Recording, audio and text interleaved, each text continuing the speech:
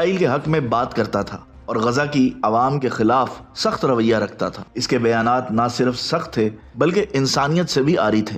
नाज़रीन, वो इसराइल मजालिम को नजरअंदाज करता था और इन्हें जायज करार देता था। मीडिया पर वो खुलेआम कहता था कि गजा के लोगों को जिंदा रहने का कोई हक नहीं है, इनके घरों को जला दो, इनकी जिंदगी को मिट्टी में मिला दो। ये अल्फाज उसकी नफरत की शिद्दत और उसके दिल में इंसानियत के लिए खत्म होती हुई हमदर्दी को जाहिर करते थे। नाज़रीन, ये शख्स सिर्फ अपने अल्फाज की हद तक महदूद नहीं था, वो अपने ख्यालात को एक मुहिम की शक्ल देता था। इसराइली हुकूमत के हर इकदाम को दुरुस्त साबित करता था और हर जुल्म को नेक अमल कहता था।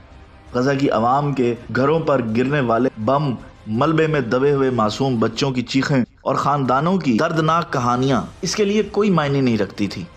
इसके नज़दीक इसराइल के लिए हिमायत का मतलब ये था कि हर उस इक़दाम को दुरुस्त माना जाए जो इसराइल को ताकतवर और मजबूत बना सके, चाहे उसके लिए गजा की आवाम को मिटा देना ही क्यों ना पड़े। ये बयानात इनके दुख को मजीद बढ़ा देते थे।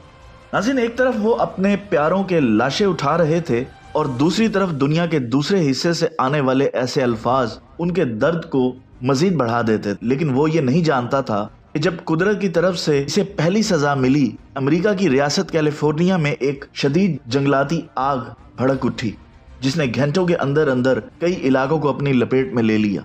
आग इतनी शिद्दत की थी कि न सिर्फ जंगलात बल्कि वहां मौजूद रिहायशी इलाकों को भी निगल गई। हजारों लोग बेघर हो गए और पुरसकून इलाके मैलिबो को खास तौर पर निशाना बनाया। मैलिबो, जो अपनी खूबसूरत वादियों और कीमती जानदारों के लिए मशहूर था, अब धुएं और आग के शोलों से भरा है। वही मैलिबो जहां जेम्स वुड के 2 शानदार घर वाक़े थे। ये घर जेम्स के गरूर की अलामत थे। एक घर जिसकी कीमत लाखों डॉलर थी, समंदर के करीब वाक़े था और हर सहूलत से आरास्ता था। दूसरा घर जो पहाड़ी के इलाके में था, कुदरती हुस्न के बीचों बीच एक शाहकार था। जेम्स उन घरों को अपनी कामयाबी की अलामत समझता था और उनकी नुमाइश करना उसकी आदत थी। लेकिन जब आग की लपेट इसके घर की तरफ बढ़ी तो वो कुछ भी ना कर सका। आग ने दोनों घरों को ऐसे अपनी लपेट में ले लिया जैसे वो कुदरत की तरफ से एक सजा हो। वो कीमती फर्नीचर, नायाब किताबें, सब कुछ राख में तब्दील हो गया। जेम्स के पास ना तो इतना वक्त था कि वो अपनी यादगार चीजें बचा सके और ना ही इतनी हिम्मत कि वो आग के शोलों का सामना कर सके। वो बेबस खड़ा देख रहा था। उस पर बेबसी का एक अजीब सा तस्वुर तारी था। आग की शिद्दत ऐसी थी कि कई मील दूर से भी उसके शोले नजर आ रहे थे। धुएं के गहरे बादलों ने आसमान को ढांप लिया और वो खूबसूरत वादियां जो कभी सुकून का गहवारा थी, अब खौफ और तबाही की अलामत बन चुकी थी। नाज़रीन, जब जेम्स अपने घरों के जलने का मंजर देख रहा था तो उसके दिल में एक ऐसी बेबसी का एहसास पैदा हुआ जो इसने पहले कभी महसूस नहीं किया था। वो शख्स जो दूसरों के घरों के जलने की वकालत करता था, आज खुद अपने घर जलते देख रहा था। नाज़रीन, ये सिर्फ हादसा नहीं था, ये कुदरत का एक वाज़े पैगाम था। जेम्स के लिए ये वो लम्हा था जब इसके अल्फाज और आमाल ने इसका सामना किया। वो शख्स जो खुलेआम कहता था कि गजा के लोगों के घरों को जला दो, आज खुद बेघर हो चुका था। वो शख्स जो दूसरों के दुख और तकलीफ को नजरअंदाज करता था, आज अपनी बेबसी पर मातम करता नजर आ रहा था। ये मकाफात अमल की एक वाज़े मिसाल थी। कुदरत ने जेम्स वुड को वही एहसास दिलाया जो गजा के मासूम लोगों ने महसूस किया था। ये वाकया इस बात का सबूत है कि इंसान जितना भी ताकतवर हो, कुदरत के कवानीन से बच नहीं सकता। आज जेम्स के पास ना तो वो घर रहे जो वो दुनिया को दिखाने पर फख्र करता था और ना ही वो गरूर जो उसे दूसरों के दर्द को नजरअंदाज करने पर मजबूर करता था।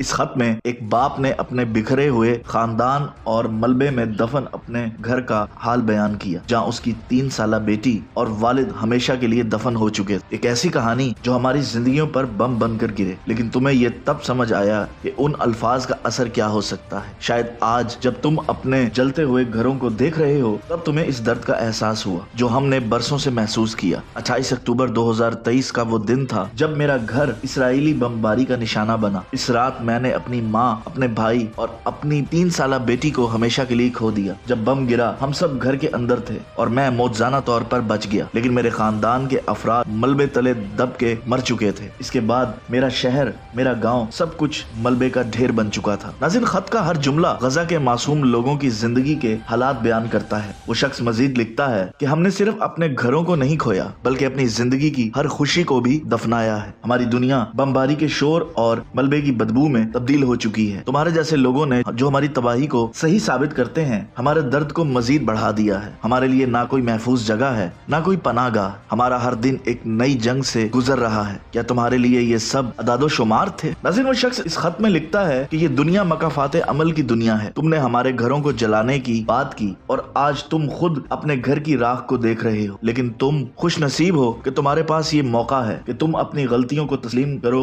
अपने ख्यालात को बदल सको और इंसानियत के लिए कुछ कर सको। गजा के लोग तो अपनी कहानी सुनाने के लिए भी जिंदा नहीं बचे। नाज़रीन, ये अल्फाज सिर्फ जेम्स वुड के लिए नहीं बल्कि दुनिया के हर उस शख्स के लिए है जो दूसरों की तकलीफ को नजरअंदाज करते हैं। आज हमें ये फैसला करना है कि हम दुनिया में नफरत के बीज बोएंगे या उम्मीद का चिराग जलाएंगे। ये फैसला ना सिर्फ हमारी जिंदगी बल्कि आने वाली नस्लों की किस्मत का फैसला भी होगा। तो नाज़रीन, ये था हमारा आज का इंफॉर्मेटिव टॉपिक। इंशाल्लाह एक नई वीडियो के साथ बहुत जल्द आपकी खिदमत में हाजिर होंगे। अल्लाह ताला आपका, हमारा सबका हामी और नासिर हो। अल्लाह निगहबान।